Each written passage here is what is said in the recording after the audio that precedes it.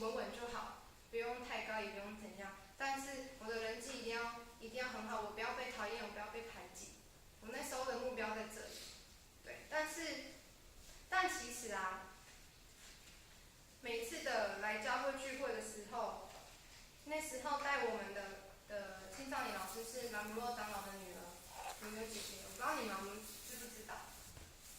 你知道啊？你亲戚啊？亲戚。对啊，对啊，那时候女儿姐姐就很就是带着我们在聚会的时候，就只有礼拜六这一个短短的2到3小时的时间，我们就是单单的在教会里面，不管是用乐器，或是用我们嘴巴唱歌，或是我们读经，就这个时间在神里面。他说，你在学校里面一定会有很多诱惑，同学一定会找你礼拜要干嘛，但是你就留那2、3个小时的时间在这里，好好去思考你自己，然后还有你跟你神的关系这件事情。我那时候没有很清楚到底是什么，因为我那时候我人生的想法都在我自己身上而已。我的课业，我的朋友，我的心情，那时候没有很清楚知道我跟神的关系到底是什么。但是因为其实透过稳定的聚会啊，姐姐们会用他们经历过的事情告诉我们，让我们知道说，原来我这阶段为什么会遇到这些事情，原来我这阶段为什么会有这样子的想法。我本来今天没有讲这些啊，突然想到的。但是我觉得这种关系，你跟你神的关系之间是要用你的经验，还有别人经验去累积的。因为如果只有自己的经验的时候，其实不够。比如说，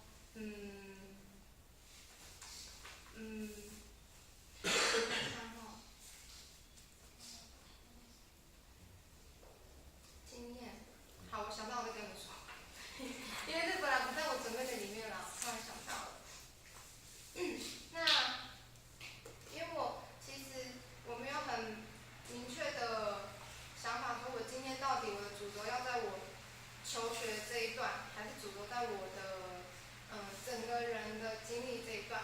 那我现在想说，我把我重点放在我怎么样去找到我在求学这方面的目标。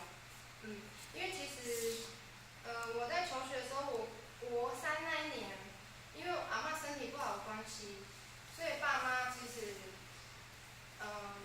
没有在家里，就是因为妈妈他们在关山上班，然后阿嬤不能这样每天来回台东，所以说他们在关山住，6日才回来。那我一个人在家，那时候2个姐姐都在读大学，然后那时候你也知道国3做这样一件事叫什么？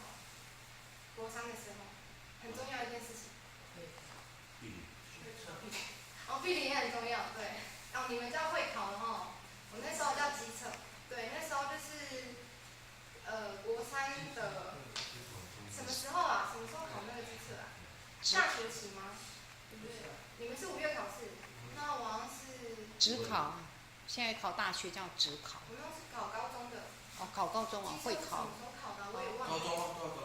对啊，我考基测是几月考？几月啊？基测也是5月。我忘记了。好，就那时候对我来说最重要的一件事情应该是基测，对不对？那我那时候一个人在家里，我要怎么看书？在家里很多诱惑电视在那边没有人管，电脑在那里也没有人制止我，我怎么样去定这种目标？我那时候很明确一个目标就是，我不要读东语。就是呢，有东语了吗？没有哈。好。准备会有。因为那时候其实，我先从一个远的目标来看，我的远的目标是我要读国立的大学，这是我的最终的目标。那我再往下来看，如果我想要读到一个国立的大学，中间高中是不是很重要？你的学校在哪里？环境啊，师资什么的。然后那时候我就跟我姐姐们还有我的老师们讨论，姐姐们第一句就是说，那你就一定不要读东语，就是这是一个意见啊，因为他们觉得说，如果你可以的话，你就去试试看不一样的环境，如果是比台东更好环境你可以去的话，就去。所以那时候就是定了一个目标，叫做不要读东语。然后那不要读东语之外，我的另外一个目标是什么？我就是放2个学校来做选择，一个是雄女，一个是花女。雄女是最远目标，因为她分数太高了，我就是达不到一个分数。但花女是我的自己的实力可以到，然后因为那时候有所谓的加分制度，因为如果我有加分的话，我雄女可以上，但是我一定跟不上，我一定是那个垫底。那我在思考说，到底我要去好的学校，还是要去适合我的学校？我就选择说，去一个我的实力可以到，但是也不会让我太辛苦的学校这样子。就是因为怎么讲？因为我是走普通高中这一块的，我不是走可能职业学校或者是说综合高中这一块，所以我不太清楚这一块的升学可以怎么样去的方式。但是走普通高中这一块，我觉得最重要就是你要知道你为什么要念下去，然后还很重要的是说，当你读不下去、你累的时候，你要知道你的背后是谁在扶持你，是谁在扶持你。第一个有谁？当你读很累的时候，家人。那还有一个呢？有一个很重要，你没有人对象可以说的时候，那个人一定会知道的一位。你笑什么？你讲是谁？快点！你一直笑我，我一直看到你笑，我讲不出来。快点是谁？家人之外，还有谁在你累的时候一定会扶持你？啊，我知道那个文豪或文祥，是不是？你们不是损友哦？是哦，我以为是呢。是谁嘛？你跟我讲嘛。这个我跟你最熟，我一定会看着你。你快点，你回答我。下一个就是文豪。翔不是哥哥吗？对嘛，文翔是哥哥嘛？对嘛，你是文豪嘛？对。看我，你是文豪哦。好，那从你那回答我，是谁？对啊，很明确嘛。因为其实你有些话，你不可能所有话都会跟你家人、跟你朋友讲，一定的啊。你怎么讲得出口？妈，那个谁讨厌我怎么办？我讲不出来。我只能在自己房间哭，他讨厌我，这种我只能这样啊。被排挤的时候，我跟我妈讲，妈妈会讲什么？她一定说什么？你就不要理他，你就读你的书啊。怎么可能呢？怎么可能？当你到学校的时候，如果你的班上有这样环境的时候，你的心情一定是最受打击的，因为你就是要在那个教室里面上一天的课，你每天都要看到那个人。可是你回家的时候，不是每个人都有勇气可以跟家人提起这件事情，对啊。所以我那时候晚上的时候，可能他们都有我在房间里面看书，但是也有些时候是我在房间里面我自己沉淀下来，去思考为什么我今天一整天我心情那么难过，我去思考那些原因到底是什么。然后当我找出来那些原因的时候，去思考是我的错吗？如果是，我要怎么样去修正？如果不是我的错，我能怎么样去改变这个现状？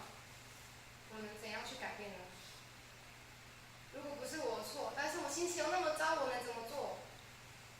一个很简单的一个动作，不会很久的一个动作。对，祷告就是祷告。其实你讲什么？祈祷。对啊，也是啊，就是很简单一个动作，因为其实，我觉得至少对我来说，我觉得这一个很简单的动作就可以让我很像释放了一些什么东西。就算我不是用很厉害的文句在跟主祷主啊，就像圣经说的怎样怎样，你就是怎样的神。我可能不是用这样的祷告，我可能就是很轻松的方式说，所以说我今天他会瞪我了，很烦，怎么办？他一直催我，我就在后面一直看到，我怎么办？我觉得很烦，很难过。我上课要看前面，他都在我的眼睛前面呢、我要怎么办？就可能这样很平常，很像你在跟朋友抱怨沟通的那种方式，去跟主耶稣去诉说你的心情。因为我们从小都一直在说，耶稣就是我们的朋友啊，对不对？跟朋友之间讲话，你会就是你会很有距离的文句嘛。我今天呢怎么样，所以呢一定不是嘛。至少在我们自己跟神这段时间里面的时候，我们是真的可以很放松的去跟他讲，你今天一整天你的心情、你的想法，你苦恼的点，你真的要就是不管你是说出来的还是你在心里的，当你说出来的时候，其实你的心里都会有种我不知道怎么形容啊，反正就是一种对解放，就是解放的感觉，就很像你很热的时候洗一场冷水澡那种感觉，就一种哇舒服这样的感觉。怎么？就是因为我觉得让你的怎么讲啊？当你的心情得到释放的时候，你再去回头看你列出来那些事情，你会发现说，哦，其实也还好。他要瞪就给他瞪啊，没关系，我考试考赢他就好了，或者说我怎样怎样就好了。就是当你的情绪换了之后，你回来再看这些事情，其实都没有一开始想的那么严重。这是一个简单的小分享啦，然后因为我觉得这件事情可以影响你很小，也可以影响你很大。当我长大一点，我到高中的时候，我去花女的时候，因为我也没有认识的朋友，一开始去花莲的时候没有认识的人，就只有可能宿舍的，就同一个房间的室友啊，或者是什么的。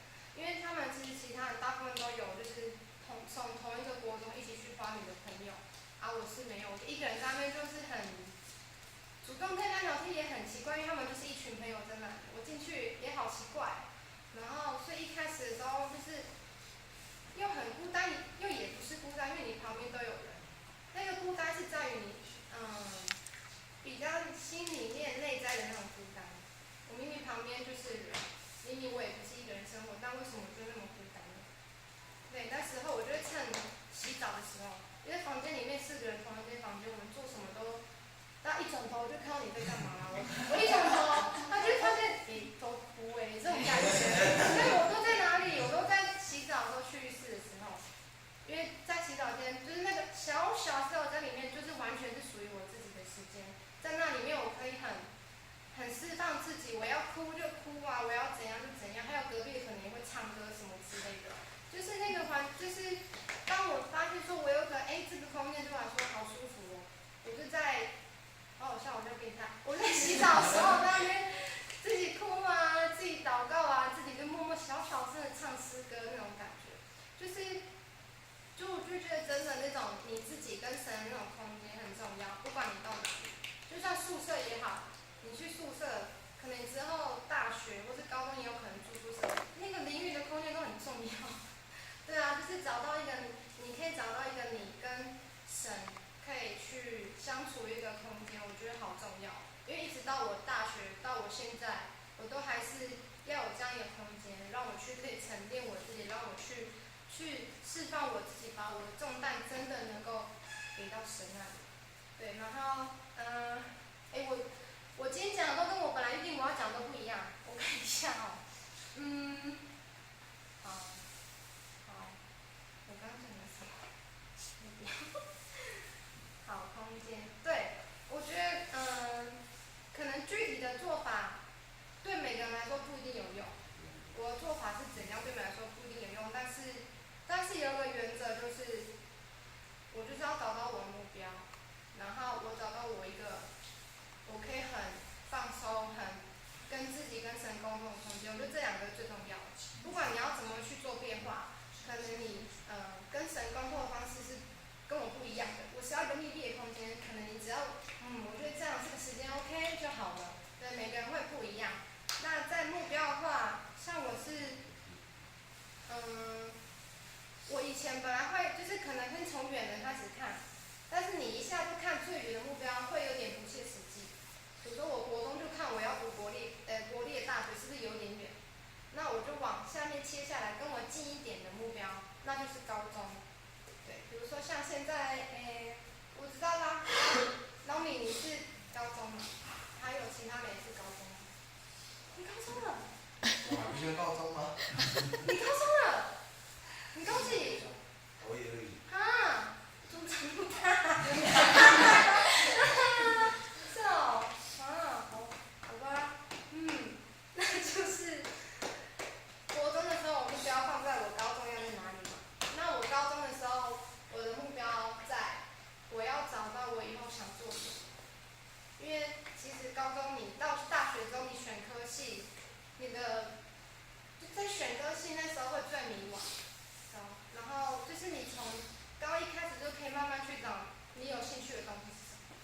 你现在读什么科？机械。机械里面。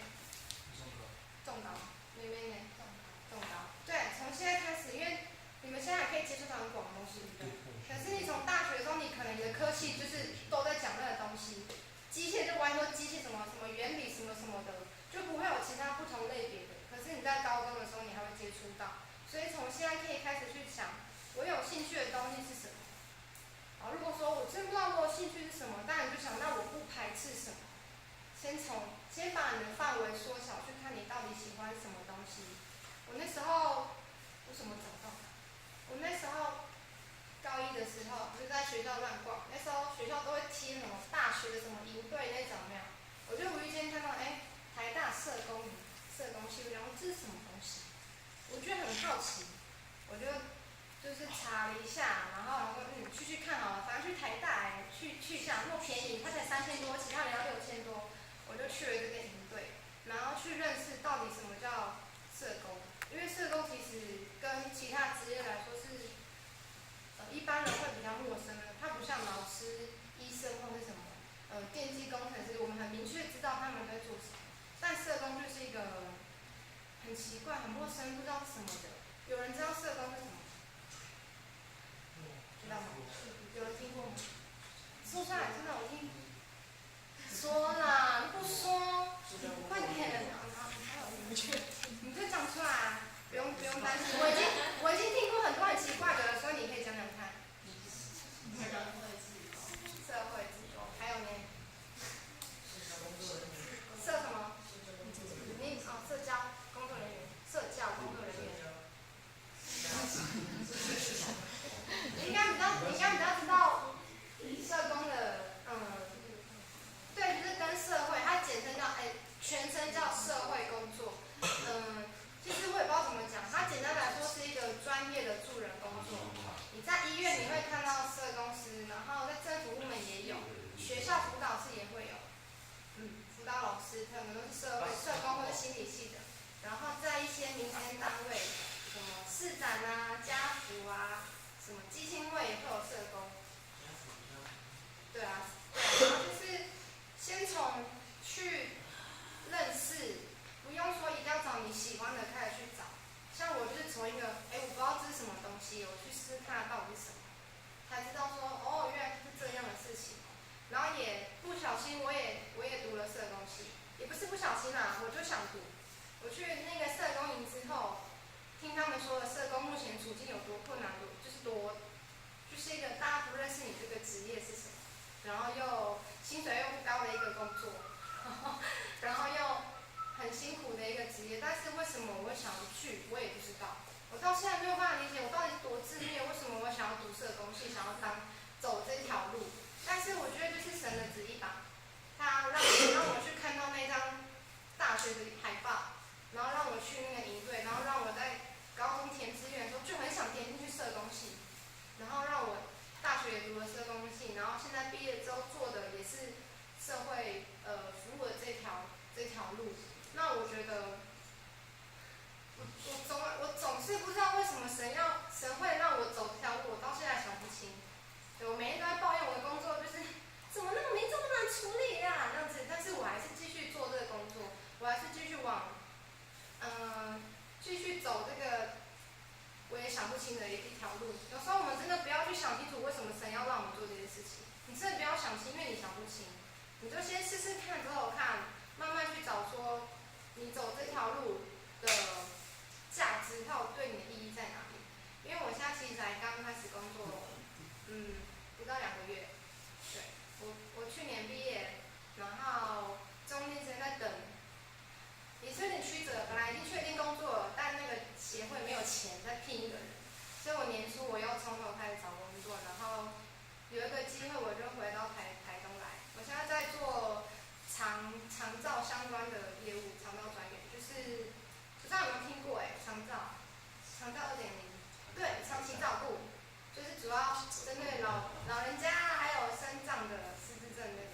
题外话啦，你们有问题都可以问我，因为长照现在好像蛮重要的，对啊，都可以问我。然后就是我这一路下来啊，蛮重要的几点就是刚刚提到目标跟空间这块，然后还有第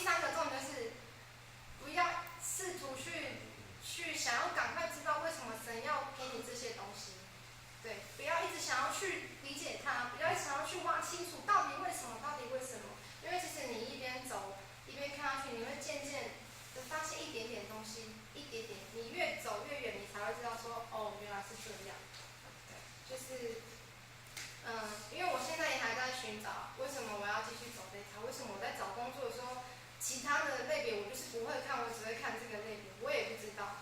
但是从一步一步去慢慢跟着神给我们指引走下去，可以去找到说，原来他让我这样子是有他的目的的，或许是他要让我从这个领域去动他神的工，也不一定。对，神动工不一定是在教会里面动工，你可能会在别的行业、别的领域去动工这样子。像有些人可能去从教育、从学校开始，有些人可能是做可能政府的官之类的，从这个领域去做神的工。那因为我今天讲的比较发散一点啊，就是希望大家可以透过我三个点去思考说，那我的这3个点是发生在哪些地方？比如说我的目标会在哪里？然后比如说我空间会是怎样的空间跟时空？还有我那个神给我旨意会在哪里？大家可以去思考。你就可能吃完饭后休息之前，你就想一下，休息前想一下这3个点在哪里，其实都不会花太多的心力跟时间。因为一开始你在寻找的时候，你不用觉得说一定是那个，不用那么肯定，因为慢慢的去思考关于你自己的事情的时候，你就会找到那些你以前没有在意，但是突然间要蹦出来的点，就那种像